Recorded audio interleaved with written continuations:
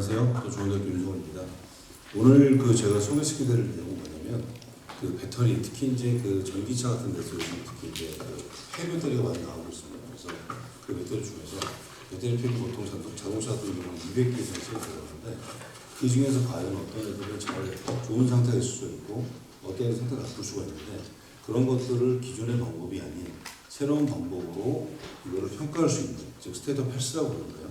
건강 상태를 좀 더 정밀하게 빠르게 측정할 수 있는 기술을 제가 정보 과제를 통해서 한 2년, 한 3년 정도에서 5년 정도 연구했습니다. 그거에 대해서 좀 소개를 시켜드리겠습니다. 저는 근데 계속 지금까지 2차 전지하고 그리고 그 다음에 관련되어 있는 재료, 특히 양극 재료를 많이 연구했고요. 동시에 전기화학적인 어떤 그런 새로운 모델이라든지 분석법, 임피던스라든지 이런 분석을 통해서 적용하는 이 두 개의 분야에서 집중했습니다. 거의 20년 동안 집중했고요. 그 사이에서 보면 특히 이제 리유즈 배터리, 이 재사용력인데 이에 관련된 국가 과제를 처음 수출해서 그 이후에 이제 최근에는 농장한 과제를 통해서 리유즈 배터리를 어떻게 하면 내부의 건강 상태를 우리가 정밀하게 측정할 수 있을 것인가, 기존하고 다르게 이런 것들에 대해서 좀 꾸준히 연구를 하고 있습니다. 그리고 제가 이제 학교 내에서 창업한 교수 창업한 그런 기업이 되겠고요.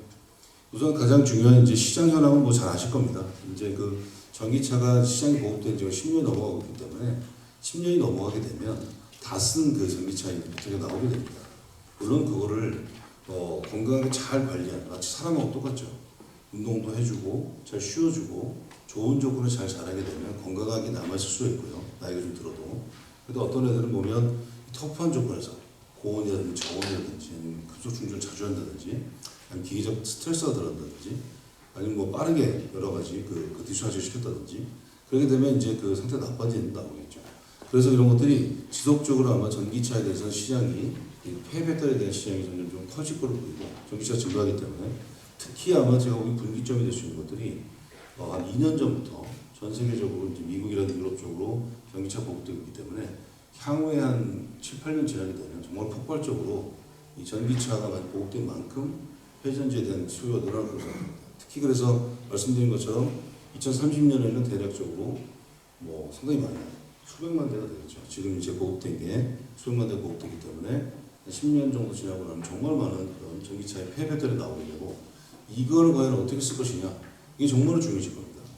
이거는 사실은 한 10년 전부터 예측할 수 있었지만 그때는 보급이 낮았기 때문에 이걸 다시 쓸 것이냐 말 것이냐 이런 거에 대해서 별로 논란의 여지도 없었습니다. 하지만 지금 갈수록 중요해지고 있고요.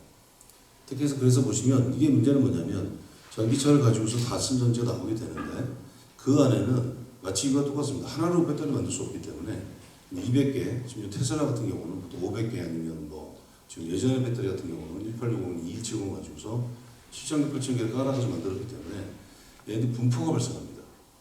특히 어떤 배터리가 상태가 나쁜 배터리가 그 안에서 지속적으로 유지가 되면 상태가 나쁜 상태에서 저항이 오르게 되고 저항이 오르면서 열이 발생하고 동시에 더 열화가 일어나고 특히 이제 나쁜 애들은 지속적으로 나빠지는 그리고 살아있는 애들은 좀 더 건강이 유지될 수 있고 또 나머지 중간 정도의 중간 단계의 배터리가 나오게 되는데 이걸 그대로 쓰게 되면 이 나쁜 배터리 자체가 어떤 사건 그래서 안전에 문제를 영향을 미칠 수 있는 그런 부분이 될 수 있다는 것이죠. 그래서 그런 것들을 효율적으로 분리하고 선별하는 기술이 갈수록 중요해지고 있고 전 세계적으로 미국 마찬가지고 유럽 마찬가지고요. 우리나라도 역시 마찬가지 중요한 이런 리유즈 배터리에 대한 관심이 많아지고 있습니다. 그래서 그러면 이 배터리 중에서 전기차 나온 배터리 있다 그러면 상태가 안 좋은 배터리들은 사실 거의 리사이클하는 것 같습니다. 직접적으로 거기에 있는 원료들, 니켈, 코발트, 망간, 알루미늄, 아니면 커퍼라든지 카본이라든지 리튬 소스들을 빼서 하는 리사이클을 보는 게 맞고요. 그리고 또 워낙 상태가 좋은 그런 배터리들은 그대로 사용하는 게 좋을 수가 있고 이제 재밌는 건 뭐냐면 중간 단계가 제일 재밌습니다. 이걸 쓸 것이냐 말 것이냐 결정해야 되는데 결정은 상당히 어렵다는 것이죠. 더군다나 이게 프레시 셀 같은 것들은 처음에 만들고 나면 배터리가 어느 정도 수명에 대한 예측이 좀 쉬운 데 비해서 중간 단계, 즉 리유즈로 온 이 배터리에서 중간 단계의 배터리들은 향후의 수명이 지금 상태는 비슷해도 나중에 어떻게 될지 모르는 상태가 된다는 것이죠. 마치 이거를 제가 이제 그런 비유를 드리는데 사람 나이가 이제 점점 들면서 건강해 보이지만 지금 당장 할 수 있는 일은 그래도 하루에 9시간씩 일을 할 수 있다 본다 보면 같은 일을 할 것 같지만 나이가 한 10년 후 이거 갖다 쓴다 그러면 5년이나 10년이 과연 그 상태 유지할 수 있을 것이냐. 이런 편차들이 어릴 때는 상당히 적을 텐데 나이가 들수록 점점 커진다는 것이죠. 그래서 그런 거 찾아내는 게 중요한 그런 기술이고요. 그래서 제가 말씀드린 건 잔존가치 평가를 스테이트 오브 헬스로 해야 된다라는 것들인데, 그래서 지금 스테이트 헬스를 잘 측정하게 되면 어디 쓸 수 있냐? 정비 같은 데도 쓸 수 있고요. 이유주 배터리 당연히 사용할 수 있고, 중고차의 가치 평가라든지 보험에도 적용될 수 있고, 이런 것들 전반적으로 다 적용될 수 있는 중요한 기술입니다. 그래서 정부에서도 이런 기술에 대해서 관심이 많아서 지속적으로 이런 관련된 과제라든가 아니면 회사들의 어떤 관심이 증가하고 있는데, 아직까지는 별다른 그런 기술이 많이 들리지 못했습니다. 실제 그 지금 SOH를 측정하는 학술적 기술을 보면 예를 들어서 뭐 다양한 딥러닝이라든지 AI 기술도 적용하고 있고요. 물론 이 기술들은 적용할 필요가 있습니다. 근데 가치가 있기 때문에. 근데 문제는 뭐냐면 정말 방대한 데이터가 필요하고, 그 데이터들은 사실은 어떤 그 전기 뭐 버스라고는 쉽게 얻을 수가 있지만 전기차에서 얻기 너무 어려운 거죠. 그 안에 소리지도 없고요. 그래가지고 또 데이터를 만약에 그러면 전기 그 배터리를 만드는, 실제 배터리는 제조사에서 얻어야 되는데 당연히 여기 오픈 안 하죠. 최근에 그래서 서울시에서 돌아다니는 그 중국산 그 전기차, 전기 버스죠. 내부 데이터를 오픈해라 했지만 오픈 안 하겠다라는 게 논란이 있을 정도로 데이터 얻기 힘들어서 이걸 실제로 적용이 매우 어렵다는 것이죠. 왼쪽 거는. 오른쪽 거는 뭐냐면 한국항공공단에서 나온 건데, 이건 단순합니다. 그러니까 전체 그 충전 방지를 하는데 워낙 많은 전류와 시간이 되기 때문에 요걸 갖다가 작은 구간, 스테이트 오브 차저라고 하는데, 충전 상태가 10%나 5% 정도 측정을 해서 전반적인 그 용량이 얼마나 될까. 즉 제가 비유드린 것처럼 지금 당장 9시간 일할 수 있다라는 걸 보는 거죠. 그래서 이런 건 뭐냐, 미래에 대한 어떤 잔존가치 평가 상당히 어렵다라는 부분들이고요. 그래서 이 두 가지 방법이 아직까지는 정확한 스테이트 오브 헬스에 대한 이런 예측 방법이나 또는 중요성을 잘 포함하지 못한다, 이렇게 말씀드릴 수 있고요. 그래서 제가 제안드린 내용은 뭐냐면, 이제 다크란 파라미터를 새롭게 도입했습니다. 기존의 방법은 뭐냐면 단순하게 DC 방법으로 이 포텐셜 스텝이나 전압 스텝이나 아니면 전류 스텝을 줘서 거기에 나타난 저항을 측정한다든지, 아니면 임피던스 분석법이라고 있습니다.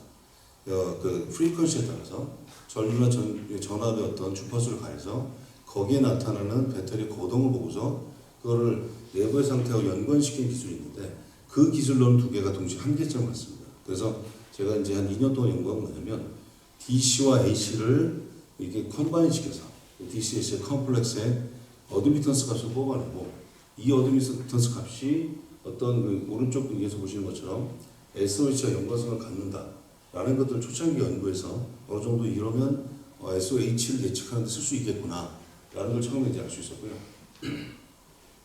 그 다음에 이런 방법을 통해서 그러면 어떻게 가야 될 것이냐, 세 가지 트렌드를 제가 말씀드릴 수가 있는데, 기술을 만들고 나서 실제 적용됐을 때 왼쪽에 있는 건 뭐냐면 온보드에 들어가는 이런 그런 기술이 있습니다. 이 기술은 사실은 우리가 어떤 항상 뭐든지 그 다른 연구하시는 교수님들도 연구자도 마찬가지인데, 이게 뭐냐면 뭔가 어떤 시스템이 있을 때 약간의 자극을 줘서 그 자극에 대한 대응으로부터 내부의 상태를 우리가 보게 되는 것인데, 그런데 자동차의 실제 어떤 전기차라든지 전기버스에 들어가 있는 그런 이런 그 데이터들은 많은 데이터를 가지고 있습니다. 그 중에서 정말로 SOH와 연관성 있는 데이터를 선택적으로 추리는 게 상당히 중요하죠. 차가 이렇게 달리고 있는데 갑자기 붕 달리고 있는데 이걸 측정하기 위해서 전류를 뺀다든지 전류 더 넣는다든지 이런 걸 할 수가 없기 때문에 그 중에 선택적으로 뭔가 중요한 데이터를 얻어낼 수 있는 기술, 그런 것들을 제가 이제 회사도 같이 일을 했었고 그래가지고 실제 데이터를 보니까 특정 충전 상태에서 특정 패턴을 갖는 경우에 그거를 갖다 분석해서 나타낸 결과가 실제로 SOH와 연관성이 있다는 걸 확인했고요. 여기에는 동시에 그런 분석과 AI 기법을 동시에 적용하기 위해서 보여드리겠습니다. 들어가 있고요. 두 번째는 뭐냐면 자극을 줄 수 있는, 자극을 주는데 짧은 시간에, 짧게는 10분, 20분에서 30분 줘가지고 대략적인 얘네들의 건강 상태를 알 수 있는 상중하라든지 ABC 등급이라든지 테스터를 만드는 두 번째가 되겠습니다. 또 왼쪽 거는 뭐냐면 실제 온보드에 들어가서 데이터를 읽어가지고 중요한 걸 갖다가 보는 그런 기법이 되겠고, 가운데 거는 테스트 장비를 통해서 자극을 줘서 그 자극에 대한 대응을 보고서 특히 DC와 AC를 합쳐서 자극을 준 다음에 그거로부터 데이터를 뽑아서 SOH와 연관시키는 그런 방법이 되겠고, 오른쪽 끝은 사실은 대형 기계가 되겠습니다. 작은 테스터가 아니라 큰 대단 매력이 될 수 있는 그런 기기를 만들어서 정말로 모든 충전 상태에 대해서 자세한 분석을 한 다음에 비파괴적으로 이게 얼마나 수명에 대한 정밀도를 높이면서 SOH의 정밀도를 높이면서 측정할 수 있는 세 가지 스텝으로 제가 나눠서 이제 접근을 하고 있고, 지금 데이터가 나온 거는 왼쪽 거와 중간까지는 어느 정도 이게 예측이 가능하겠구나 라는 거를 결과를 얻었습니다. 그래서 보시면 뭐 이런 온보드 타입을 이렇게 좀 빨리 넘어가겠습니다. 그래서 이걸 보여드릴까. 그 패스트 트랙 방법은 뭐냐면 말씀드린 것처럼 DC와 AC를 컴바인 시켜서 DC, AC 컴플렉스 어드미턴스 값을 얻게 되는데, 물론 이 전자회로를 잘 아시는 분들은 어드미턴스는 저항이나 지금 반대 개념을 생각할 수 있지만, 이게 재밌는 건 뭐냐면 DC와 그러니까 프리퀀시 디펜던트한 이런 임피던스 기법만 들어가는 게 아니고 DC 데이터를 같이 합치는 게 키가 되겠죠. 근데 DC 데이터를 할 때도 기존과는 다르게 좀 접근합니다.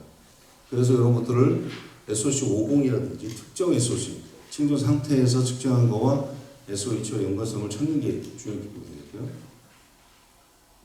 그리고 그 다음에 어드밴스 트랙 자체는 사실 여기 들어가는 것들은 뭐냐면 기체 분석도 들어갑니다.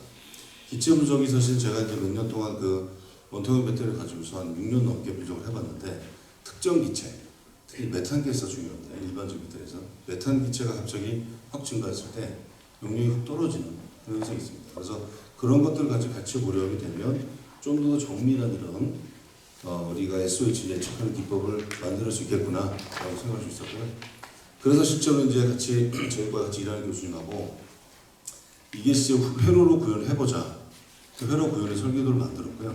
손민미 교수님 같이 하고 있는데, 그래서 이거를 만들어서 DC와 AC 동시에 인가해서 내부에 거기 나온 데이터를 가지고서 활용해서 우리가 분석 장치를 만들 수 있겠구나라는 거에서, 사실 지금 어떤 이쁜 이런 그런 거 테스트를 만든 건 아니고요.